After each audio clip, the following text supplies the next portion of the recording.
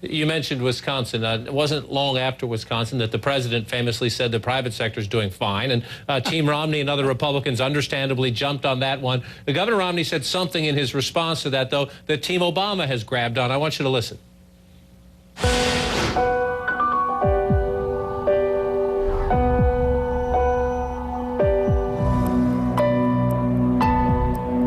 He says we need more firemen, more policemen, more teachers. Did he not get the message of Wisconsin? The American people did. It's time for us to cut back on government and help the American people.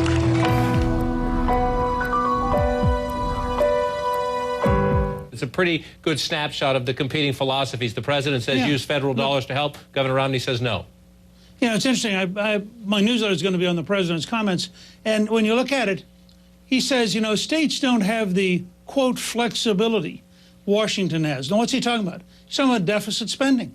He's talking about borrowing from our children, borrowing from our grandchildren, spending more than we're taking in. I think we have to come to grips with how big the challenge is.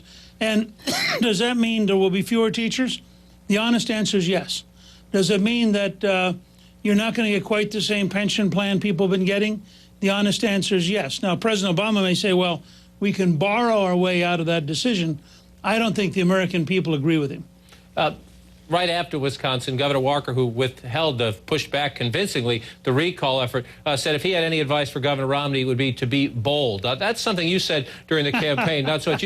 You essentially said he's okay, but he's a conventional politician. Does Governor Romney need to be more bold? Oh, I think he's being plenty bold. You just saw that in the Obama ad. Governor Romney is saying quite clearly something almost the exact opposite of Barack Obama, President Obama. Obama is saying bigger government, more Washington-centered behavior.